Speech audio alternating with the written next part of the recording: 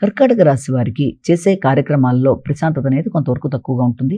అనవసరమైన ఆందోళన, మానసిక ప్రశాంతత తక్కువగా ఉండడం, ప్రతి విషయంలోనూ కొంత ఘర్షణాత్మకంగా ఆలోచనలు చేయడం, దానివల్ల ప్రశాంతత అనేది చాలా వరకు తగ్గుతుంది.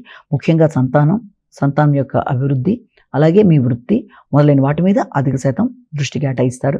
కమ్యూనికేషన్ అనుకూలంగానే ఉంటుంది.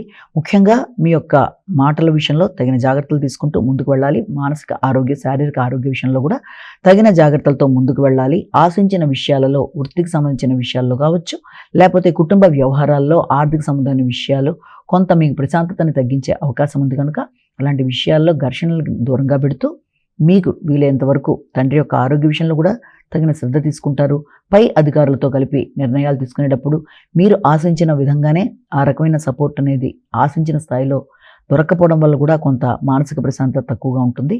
వ్యక్తుల యొక్క సహకారం కావచ్చు, లేకపోతే పై అధికారులతో మీ యొక్క బాంధవ్యాలు మొదలైన విషయాలన్నింటిలో కూడా మీరు ఆశించిన స్థాయిలో ఉండకపోవడం బట్టి కొంత స్థిమితోనే తక్కువ ఉంటుంది. దాన్ని మీ యొక్క తెలివితేటలతో అధిగమించడానికి చక్కగా ప్రయత్నం చేస్తారు. దగ్గర ప్రయాణాలు చేసేటప్పుడు తగిన జాగ్రత్తలతో ముందుకు వెళ్ళాలి. సింహరాశి.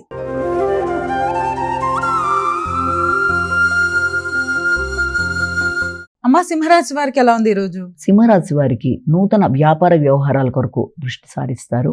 అంటే ముఖ్యంగా కొత్త ప్రదేశాలలో వ్యాపార అభివృద్ధి కొరకు ప్రయత్నాలు చేస్తారు.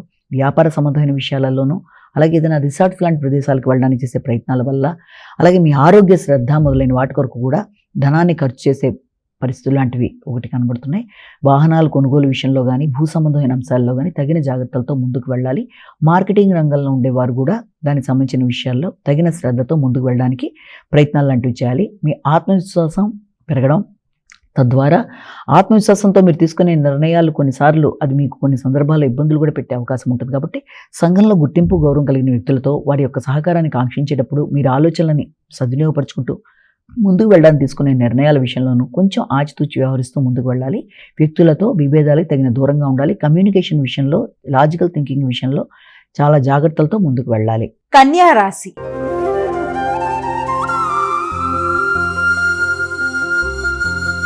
అమ్మ, కన్యా రాశి వారికి ఎలా ఉంది ఈరోజు? కన్యా రాశి వాళ్ళ విషయంలో మీ ఆలోచనలు చాలా వరకు సఫలీకృతం అవుతాయి.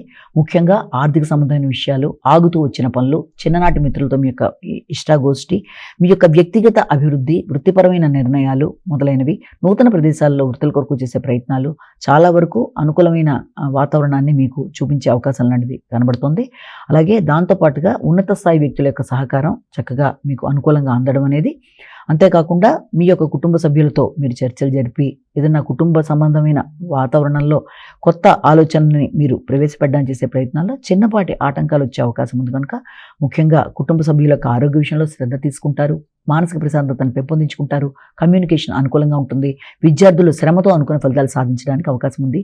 కమ్యూనికేషన్తో పాటు నైపుణ్యాలు పెంచుకుంటూ ముందుకు వెళ్ళడానికి చేసే కృషి అధికంగా ఉంటుంది.